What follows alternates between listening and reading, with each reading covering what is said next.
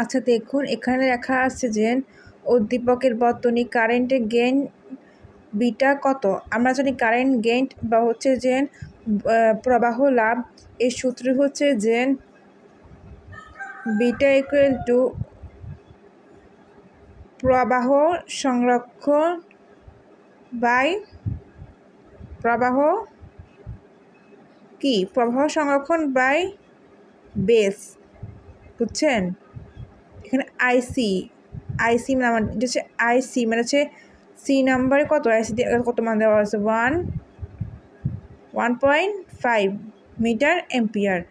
তো আমরা এখানে দেখব 1.5 মিটার এম্পিয়ারকে আপনারা এম্পিয়ার নিতে পারেন বা মিটার এম্পিয়ার রাখতে পারেন, এটা আপনাদের ইচ্ছা।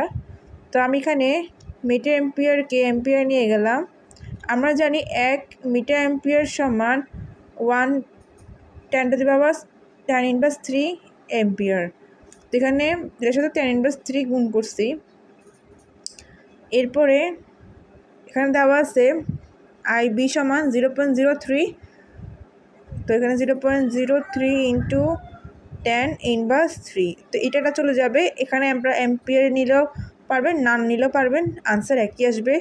আর যেহেতু এটার কোনো নির্দিষ্ট একক নেই, তাহলে এখানে এককের কোনো মানের প্রয়োজন নেই। তো আমরা এখানে এটাকে যদি ক্যালকুলেশন করি তাহলে হয় হচ্ছে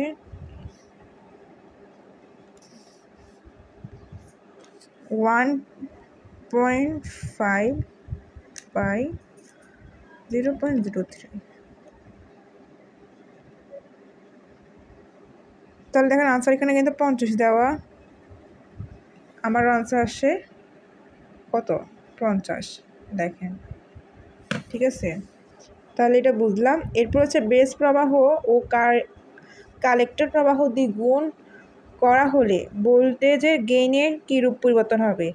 তাহলে আগে দ্বিগুণ করার আগে ভোল্টেজ গেইন আমরা বের করবো। আর ভোল্টেজ গেইনের সূত্র কি? ভোল্টেজ গেইনের সূত্র হচ্ছে যে GV equal to V voltage out by voltage in. তাহলে এটাকে আমরা এখানে আবার লিখবো ভোল্টেজ বি সমান আমরা জানি আই সমান বি বাই আর। তাহলে বি সমান কী হবে? বি সমান হচ্ছে যে বিকেল টু আই আর হবে।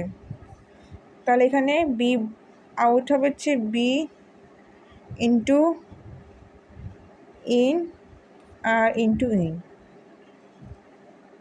না, এখানে যেহেতু উপর আউট দেওয়া, তাহলে হচ্ছে যে